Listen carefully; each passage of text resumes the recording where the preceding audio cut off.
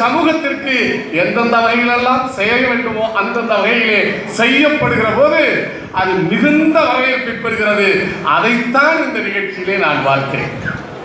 அன்பர் பாலதண்டாயிரம் இங்கே குறிப்பிட்டு ஒவ்வொருவரை பற்றியும் பேசினார். அருள் சூசை அவர்களுடைய பங்களிப்பு குறித்து, அவர் கல்வி புலத்திலே பணியாற்றியது, சாதாரண ஏழை எளிய மாணவர்களுக்கு மருத்துவம், பொறியியல், சட்டக்கல்வி என்று பல்வேறு வகைகளில் உதவி செய்து அவர்களையெல்லாம் இன்றைக்கு ஆளாக்குகிற அந்த மிக பெரும் செயல்பாட்டிலே இருக்கக்கூடியவர். பொருளாதாரத்தில் பின்தங்கிய பெண்களுக்கு தையல் இயந்திரம் கொடுத்திருக்கிறார். கிராமப்புறங்களிலே சுய உதவி குழுக்கள் போல பெண்கள் குழுக்களை உருவாக்கி அவர்களுக்கு உதவிகளை செய்து கொண்டிருக்கிறார் என்கிற எல்லா செய்திகளையும் சொன்னார். உண்மையில் ஒரு சமத்துவ விரும்பி அதைத்தான் செய்வார்.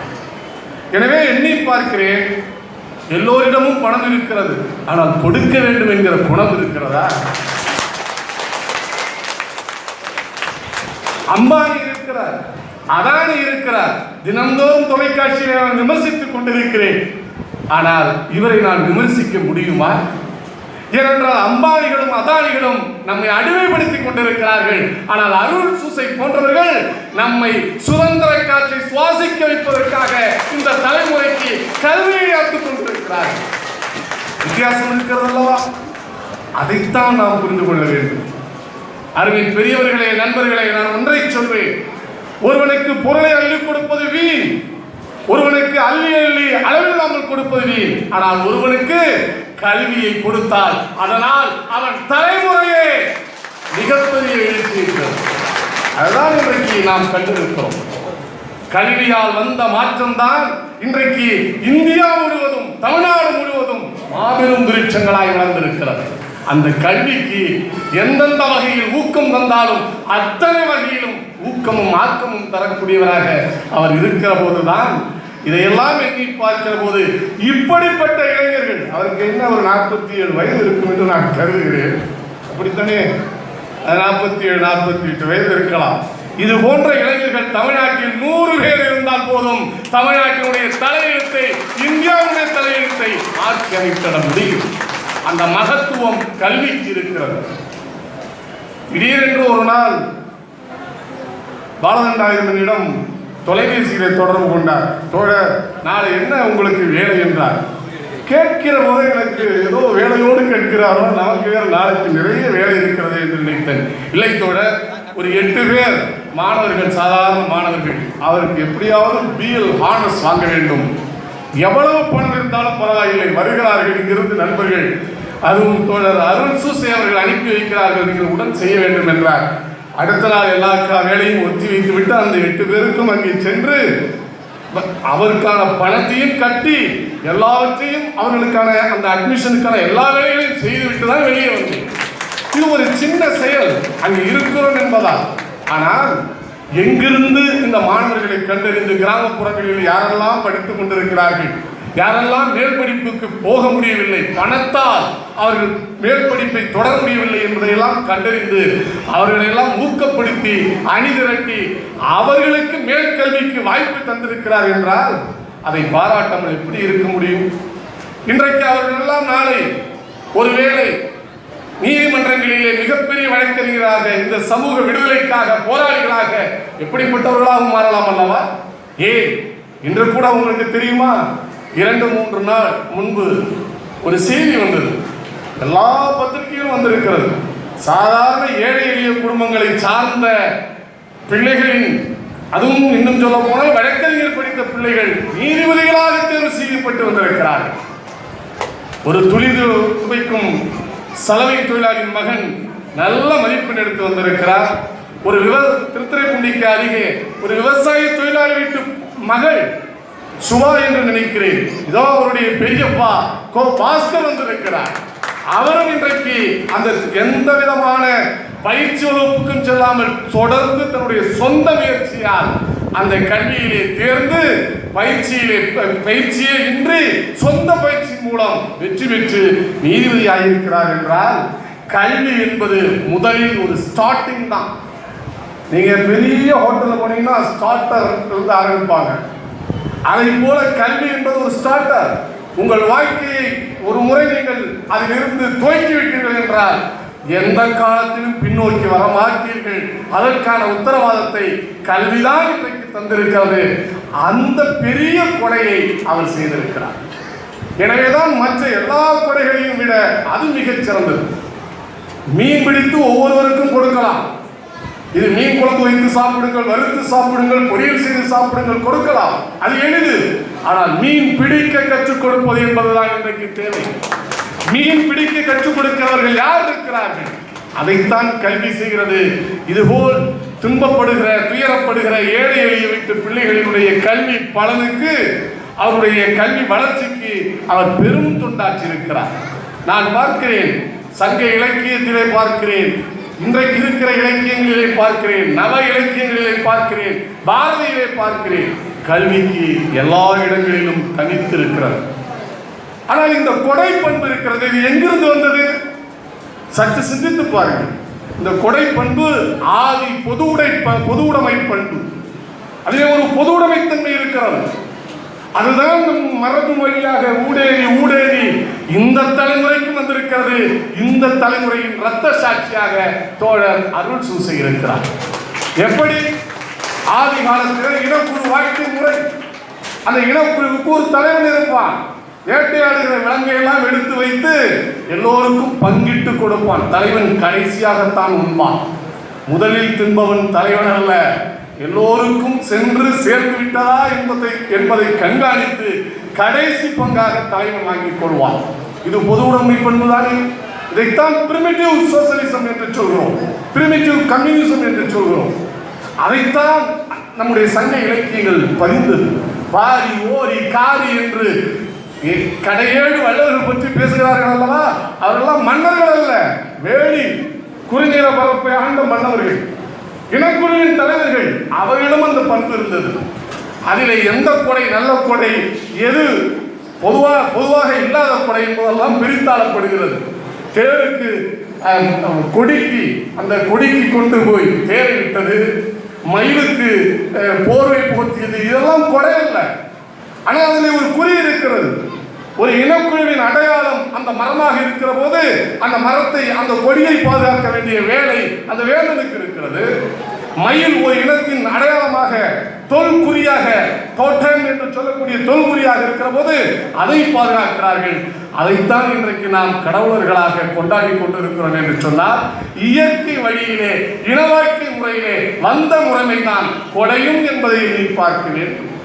இதே தமிழ் நிலத்து புலவர்கள் தான் மிக மோசமான மன்னர்களை புறக்கணித்திருக்கிறார்கள். நல்ல மன்னர்களை, நல்ல பரிசு தரக்கூடியவர்களை பாராட்டி பாடி இருக்கிறார்கள். ஆனால் மோசமானவர்களை, பெண் கொலை செய்த நன்னனை கடைசி வரை புறக்கணித்தவர்கள் தமிழ் புலவர்கள் என்பதை நான் எண்ணி பார்க்கிறேன். அப்படி என்றால் என்ன செய்தது அந்த பெண்? ஒரு 8 வயது பெண் அருவியிலே குளித்துக் கொண்டிருக்கிறார். பக்கத்து தோட்டத்திலிருந்து ஒரு மா பிஞ்சு அதில் விழுந்து தண்ணி வெளியே வருகிறது. அதை எடுத்து தின்று விடுகிறார். ஆனால் அந்த மாவடுவை தின்றது திருடிய குற்றமா? அதற்கு தண்டனை கூட கொடுக்கலாம். ஆனால் கொலையே செய்து விடுகிறான் அந்த நன்னன் என்கிற குறுநில மன்னன். அதற்கு பிறகு அவன் நிலத்தை பாடாது நாங்கள் புறக்கணிக்கிறோம் என்று புலவர்கள் எல்லாம் அந்த நிலத்திலிருந்து புறப்பட்டு அண்டை நாடுகளுக்கு சென்று தங்களுடைய எதிர்ப்பை காட்டியிருக்கிறார்கள். எனவே பெண் கொலை செய்த நன்னன் என்றுதான் இன்று வரை சொல்கிறோமே தவிர அதற்கு எத்தனையோ காரணங்கள் சொல்கிறார்கள். அந்த மாமரம் அவருடைய இனக்குழுவின் அடையாளமாக இருக்கலாம், அதை பாதுகாப்பதற்காக இப்படி செய்திருக்கலாம் என்று பக்கவாத்தியங்கள் பல முழங்கலாம். ஆனால் அவையெல்லாம் ஏற்கப்பட்டது இல்லை என்பதை நீங்கள் இதோடு இணைத்து பார்க்க வேண்டும். அப்படி மரபு வழியாகத்தான் கொடைத்திறனும் வந்திருக்கிறது. மன்னர்களிலே பார்க்கிறேன். நீங்கள் கரிகால் பெருவளத்தானை பார்க்கலாம், ராஜராஜ சோழனை பற்றி பார்க்கலாம், சேரன் செங்குட்டுவனை பார்க்கலாம், பாண்டியர்களை பார்க்கலாம். இவர்களெல்லாம் நிறைய தமிழுக்கு செய்திருக்கிறார்கள், தமிழ் புலவர்களுக்கு செய்திருக்கிறார்கள், சந்தேகம் இல்லை.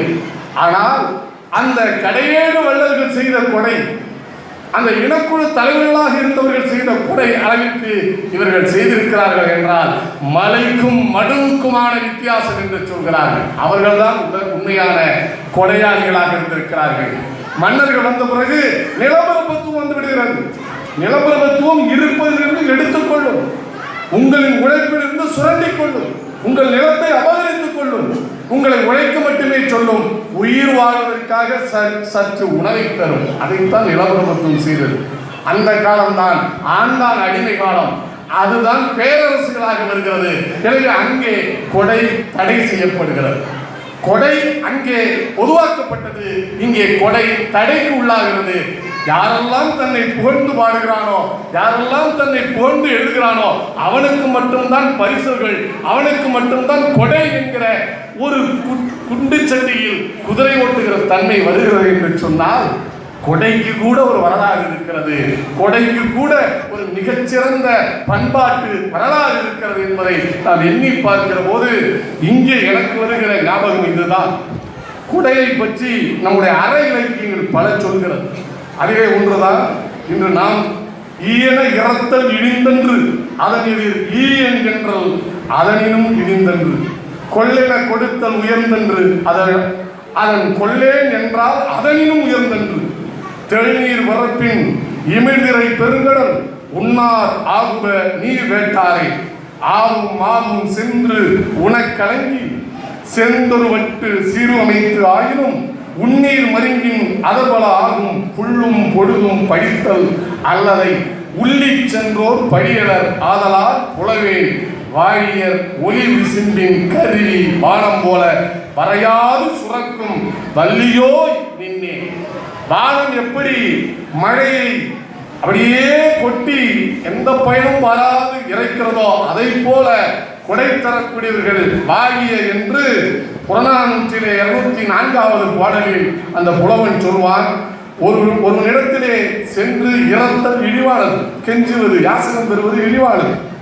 அவன் மனமின்றி அவ்வாறு கேட்பதிலும் இழிவானது. அப்படி மனமின்றி இவனே போய் வேணும்னு இருக்கிறவனை கேட்கவும் கூடாது. அவன் தேவையறிந்து உதவுகிறான் பாருங்கள், அதுதான் சிறப்பு என்று இந்த பாட்டிலே அது சொல்லப்பட்டிருக்கிறது என்று சொன்னால் அதுதான் இன்றைக்கு தேவையாக இருக்கிறது. நாம் ஒரு பக்கம் போராடி கொண்டிருக்கிறோம், இந்த சமூகத்தை எப்படியெல்லாம் மாற்ற வேண்டும். மூட நம்பிக்கைகளும் அறிவியலுக்கும் எதிரான அரசியல் அல்லது மதவெறி கருத்துக்களை பரப்புகிற, மதவெறியை அரசியலாக்குகிற ஒரு மூடத்தனங்கள் நிலவுகிற இந்த உலகத்தில் எப்படி மக்களை அதிலிருந்து நாம் விடுவிப்பது? இன்றைய கூட நாம் சொல்கிறோம், இன்றைக்கு நம்மை தீர்மானிப்பது எது? நாம் எதை உடுத்த வேண்டும், நாம் எதை உண்ண வேண்டும், நாம் எதை பார்க்க வேண்டும் என்பதை தீர்மானிப்பது நுகர்வு கலாச்சாரமாக மாறிவிட்டது. நம்முடைய உழைப்பு அனைத்தும் மழுங்கடிக்கப்படுகிறது. டெலிவிஷன் தொடர்கள், தொலைக்காட்சி தொடர்கள், நீங்கள் எதை உடுத்த வேண்டும், எந்த மாடல் புடவை வாங்க வேண்டும் என்று உங்களுக்கான எல்லாவற்றையும் அது செய்கிறது. விளம்பரங்கள் ஆண்கள் எதை உடுத்த வேண்டும் என்பதை சொல்கிறது, எந்த செருப்பை அணிய வேண்டும் என்று சொல்கிறது. அப்படி என்றால் இன்றைக்கு நுகர்வு கலாச்சார நுகத்தெளியிலே உலகமய தாக்கத்திலே நாம் எல்லாம் அல்லல் பட்டுக் கொண்டிருக்கிறோம். எனவே இந்த கலாச்சார சீரழிவை எதிர்க்க வேண்டும் என்றால் கல்வியால் மட்டும்தான் முடியும். கல்வியால் தான் இவற்றையெல்லாம் அழிக்க முடியும், அப்புறப்படுத்த முடியும். அப்படிப்பட்ட ஒரு மாசு மறுபட்ச ஒளி விளக்கு ஏற்றுகிற உன்னத செயலிலே நண்பர் அருள் சூசை அவர்கள் தொடர்ந்து முயற்சிக்க வேண்டும். அவருக்கு தோளோடு தோள் என்று நாங்களும் உதவுவோம் என்று சொல்லி நல்ல வாய்ப்பு தந்த உங்கள் அனைவருக்கும் நன்றி பாராட்டி விடைபெறுகிறேன். நன்றி, வணக்கம்.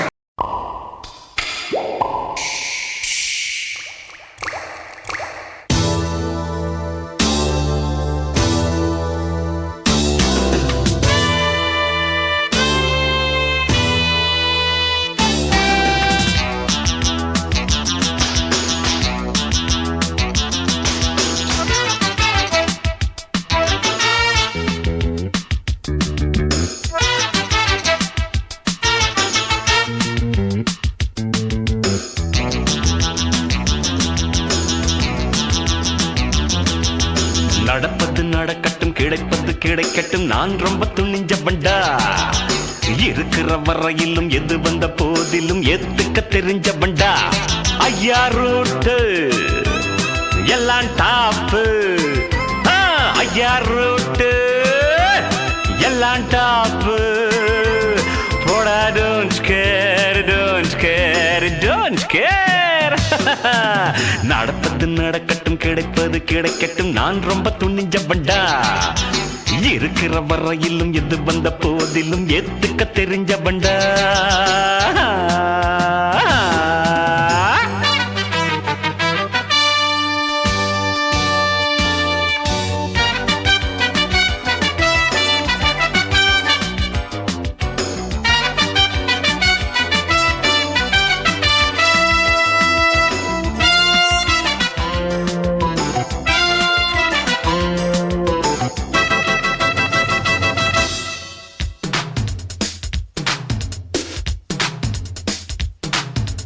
நாடே இல்லாம நாட்டை ஆளுகிற ராஜா நான் தானடா.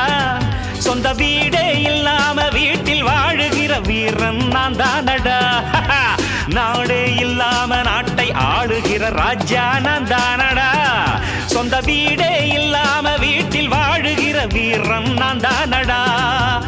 கூட்டம் கூட்டாமல் கொடியும் நாட்டாமல் தனியா வென்றேனடா. வாழ்ந்தால் அன்போடு வளர்ந்தால் பண்போடு வழியை கண்டேனடா. வானம் என் கூரை, பூமி என் மேடை என்பேனடா. நடப்பது நடக்கட்டும், கிடைப்பது கிடைக்கட்டும், நான் ரொம்ப துணிஞ்ச பண்டா. இருக்கிற வரையிலும் எது வந்த போதிலும் எத்துக்க தெரிஞ்ச பண்டா. ஐயா ரூட்டு எல்லாம் டாப்பு, ஐயா ரூட்டு எல்லாம் டாப்பு. போடா don't care, don't care, don't care. நடப்பது நடக்கட்டும், கிடைப்பது கிடைக்கட்டும், நான் ரொம்ப துணிஞ்ச பண்டா. வரையிலும் எது வந்த போதிலும் ஏத்துக்க தெரிஞ்சவன்டா.